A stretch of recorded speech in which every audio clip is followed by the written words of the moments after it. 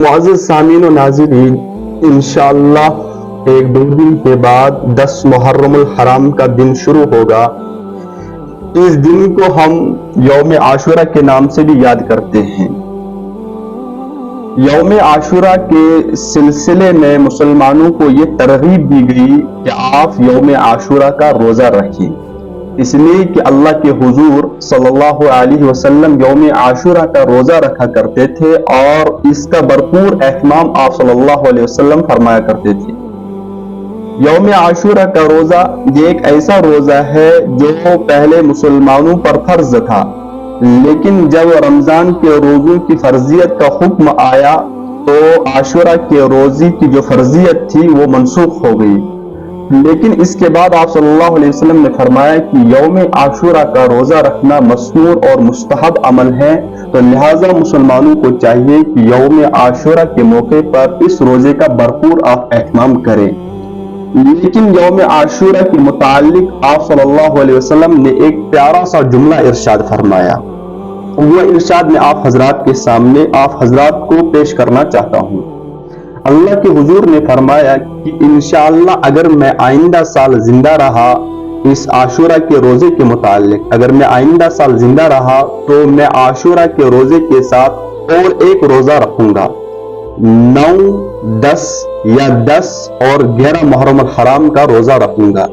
لیکن اس کے بعد آپ صلی اللہ علیہ وسلم کو اس پر عمل کرنے کی نوبت نہیں آئی، تو آپ وفات کر گئے، آپ کا وصال ہوا،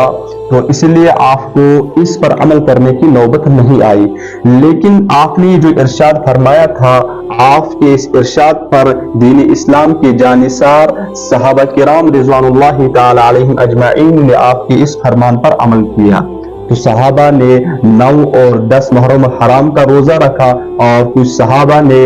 10 اور 11 محرم الحرام کا روزہ رکھا۔ اس فرمان سے ہمیں ایک سبق، بہت ہی بڑا سبق ملتا ہے اور پیارا سا سبق ملتا ہے، وہ یہ ہے کہ اللہ کے حضور نے جو فرمایا تھا کہ عاشورہ کے روزے کے ساتھ ایک اور روزہ رکھوں گا، اس کی وجہ یہ تھی کہ اس دن یہودی لوگ بھی روزہ رکھا کرتے تھے، غیر بھی روزہ رکھا کرتے تھے۔ تو اللہ کے حضور نے فرمایا کہ ہم اس عاشورہ کے روزے کے ساتھ ایک اور روزہ ملائیں گے، اس لیے تاکہ ہماری مشابہت ان غیروں کے ساتھ نہ ہو، ان یہودیوں کے ساتھ نہ ہو۔ تو اس حدیث سے اب ہمیں یہ سبق ملتا ہے کہ اللہ کے حضور کو عبادت کرنے میں بھی غیروں کی مشابہت پسند نہیں تھی، بندگی، خدا کی بندگی کرنے میں بھی، نیک کام کرنے میں بھی غیروں کی مشابہت کو اللہ کے حضور نے پسند نہیں فرمایا۔ تو اس لیے آپ صلی اللہ علیہ وسلم نے فرمایا کہ ہم 9 اور 10 یا 10 اور 11 محرم الحرام کا روزہ رکھا کریں گے تاکہ ہماری مشابہت ان یہودیوں کے ساتھ نہ ہو۔ کیوں؟ اس لیے کہ ہمیں جو دین ملا ہے یہ دین تمام ادیان سے ممتاز ہے، تو لہٰذا ہمارا جو مذہب ہے یہ تمام مذاہب سے ممتاز ہے۔ تو اس حدیث سے ہمیں سبق ملتا ہے کہ اللہ کے حضور نے جب عبادت کرنے میں بھی غیروں کی مشابہت کو پسند نہیں فرمایا، تو ہمیں چاہیے کہ ہم اپنے تمام کاموں میں بھی غیروں سے ممتاز رہیں،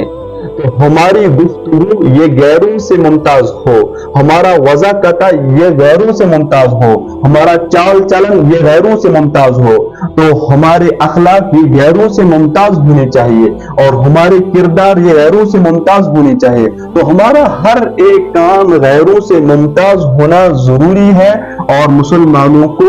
اس پر عمل کرنا بے حد ضروری ہے کہ ہر کام، کہ ہمارا ہر کام، ہمارا کلام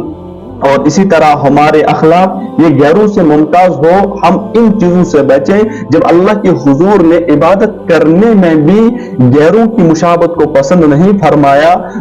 جو ہم باقی کام کر رہے ہیں جن کی مشابہت غیروں سے ہو رہی ہے اور ہمارے کردار میں ہم غیروں کی مشابہت کو اختیار کیے ہوئے ہیں، تو لہٰذا ہمیں اپنے کردار کو ممتاز کرنا ہے غیروں سے، ہمیں اپنے اخلاق کو ممتاز کرنا ہے غیروں سے، ہم نے اپنے کلام کو ممتاز کرنا ہے غیروں سے۔ بہرحال اللہ تعالی ہم سب کو اس پر عمل کی توفیق عطا فرمائے۔